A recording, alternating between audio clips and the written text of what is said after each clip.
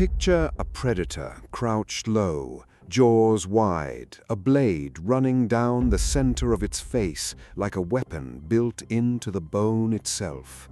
This is not a myth, not a monster dreamed up for the screen. This is a real animal that stalked the rivers and floodplains of the late Jurassic over 150 million years ago. A hunter so distinctive that nothing else like it has ever been found among the dinosaurs. This is Ceratosaurus, the horned lizard.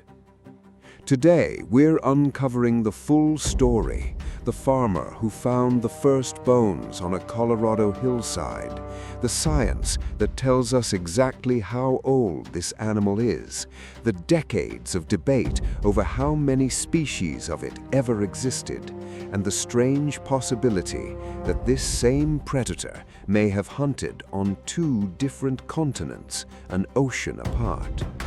This is the complete story of Ceratosaurus. The name Ceratosaurus comes from the Greek, keros, meaning horn, and sauros, meaning lizard, horned lizard.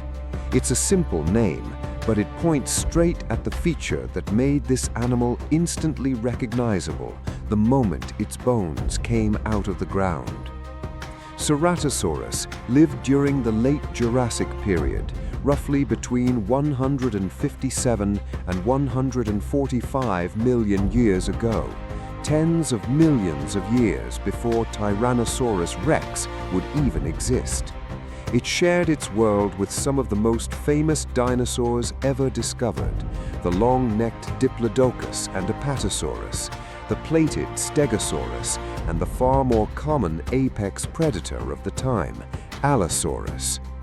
Ceratosaurus was smaller than Allosaurus, typically estimated at around 6 to 7 meters long, with some individuals possibly reaching close to 8 meters. But it wasn't built like a scaled-down copy of its famous neighbor. It was a different kind of animal entirely, with a body plan, skull, and hunting style all its own. The skull of Ceratosaurus is unmistakable. Rising from the snout is a tall, blade-like horn formed from the fused nasal bones, not a small bump, but a genuine ridge of bone standing up from the face. Behind it, smaller bony ridges sit above each eye, formed from the lacrimal bones, giving the animal a permanently fierce expression. Paleontologists still debate exactly what the nasal horn was for. It was too thin and fragile to have been a primary weapon for fighting large prey. A solid blow could easily have snapped it. The leading idea is that much like the frill of a horned dinosaur or the crest of a hadrosaur, it was mainly a display structure used to identify individuals, signal maturity, or attract mates within the species, with self-defense or intimidation as a secondary role at most. What the jaws lacked in horn-based weaponry, they made up for in raw bite. The teeth were long, blade-shaped and serrated on both edges, built for slicing through flesh rather than crushing bone. A comparison like this one, with a human skull resting inside the open jaws, gives a visceral sense of scale. An adult human head would have fit inside a single bite. And Ceratosaurus had one more feature no other confirmed theropod dinosaur has ever been shown to possess: a row of bony plates called osteoderms running down the midline of its back and tail, small armored studs embedded directly in the skin, from the neck all the way to the tip of the tail. A fair question to ask at this point: how do scientists actually know these bones are over 150 million years old? The starting point is stratigraphy, the study of rock layers. Sediment builds up over time in a predictable order, so, generally speaking, the deeper a fossil sits within undisturbed layers, the older it is relative to what's above it. But to attach an actual number to that age, scientists turned to radiometric dating. Volcanic ash layers are sometimes preserved within the same sedimentary sequence as the fossils. In the case of Ceratosaurus, in the Morrison Formation, a vast belt of late Jurassic rock stretching across Colorado, Utah, and Wyoming. These ash layers contain minerals with radioactive isotopes, such as argon-40 and argon-39, that decay at a fixed known rate. By measuring how much of the isotope has decayed since the ash was deposited, scientists can calculate the age of that layer with a high degree of precision. Using this method across multiple sites, researchers have dated the Morrison Formation to roughly 157 to 145 million years ago, spanning the Kimmeridgian and Tithonian stages of the late Jurassic. Because the Ceratosaurus holotype was recovered from a specific datable horizon within this formation, scientists can place it confidently within that window, making it tens of millions of years older than more famous horned or armored dinosaurs that would appear much later in the Cretaceous. The story of Ceratosaurus begins in 1883, in the middle of the Bone Wars, the fierce competitive era of American paleontology, when rival scientists raced each other to find and name new dinosaur species first. At Garden Park, near Canyon City, Colorado, a farmer and part-time fossil collector named Marshall Parker Felsch was working a quarry that would later be known as Felsch Quarry 1, a site already producing significant finds for the paleontologist Othniel Charles Marsh, one of the two central rivals of the Bone Wars. In 1883, Felsch uncovered a nearly complete articulated skeleton: the skull, most of the spine, ribs, both forelimbs, the pelvis, both hind limbs, and even small dermal ossicles from the skin. He spent the better part of the next year carefully excavating it. The bones were sent to Marsh, who described and formally named the animal in 1884 Ceratosaurus narsicornis, horned lizard with a nose horn. That original specimen, catalogued as USNM 4735 and now housed at the Smithsonian's National Museum of Natural History, remains, even today, the most complete Ceratosaurus skeleton ever found. Remarkably, the very same quarry that produced it also yielded a nearly complete Allosaurus in those same years, meaning two of the Morrison Formation's most important predators came out of the same patch of Colorado ground. For more than a century after Felsch's discovery, Ceratosaurus remained frustratingly rare. Unlike Allosaurus, which turns up by the dozens across the Morrison Formation, only a small handful of Ceratosaurus specimens have ever been found, a fact that still shapes how much scientists can say with confidence about the animal today. New specimens did eventually surface. Fragmentary skeletons from the Cleveland Lloyd Dinosaur Quarry in Utah and from a site near Fruita in Colorado were formally described in the year 2000 by paleontologists James Madsen and Samuel Wells. Based on differences in the skull and horn shapes, they proposed two entirely new species, Ceratosaurus dentisulcus and Ceratosaurus magnicornis. But the debate didn't end there. Most paleontologists today no longer accept those two species as valid.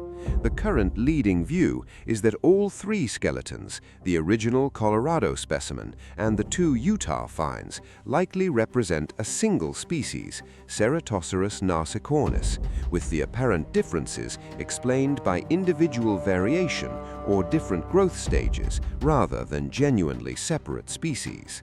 It's a debate that echoes across paleontology again and again. How much difference between skeletons is enough to justify a brand new name? In 1999, researchers announced something paleontologists had been missing for over a century: the first known juvenile Ceratosaurus specimen. Far smaller and more delicately built than the adult remains from Garden Park, this discovery gave scientists their first real window into how the animal grew and changed shape as it aged. Information that's still being used today to help settle the ongoing debate over how many species of Ceratosaurus actually existed. Every juvenile bone recovered adds another data point that can be measured against the adult skeletons, helping researchers separate true species-level differences from the simple expected changes that come with growing up. Here's where the Ceratosaurus story takes an unexpected turn. In 2000, paleontologists described fossil remains from the Lourenço Formation in Portugal that closely matched the anatomy of Ceratosaurus, meaning this same predator, or something remarkably close to it, may have also been hunting across what is now Western Europe. During the late Jurassic, the Atlantic Ocean was far narrower than it is today, and some land masses that would eventually separate into North America and Europe were still connected or in closer proximity.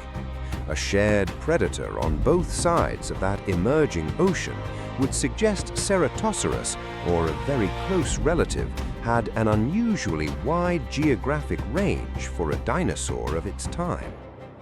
Fossil material tentatively linked to Ceratosaurus has also been reported in Tanzania in Africa, though that identification remains far less certain and is not widely accepted. Even so, the Portuguese find alone has been enough to reshape how scientists think about just how far this predator's territory extended. So, what did Ceratosaurus actually hunt, and how did it live? The Morrison Formation it called home was a warm, seasonally dry floodplain crossed by rivers and dotted with conifer forests and fern-covered clearings, an environment shared by everything from long-necked sauropods to small, agile plant-eaters.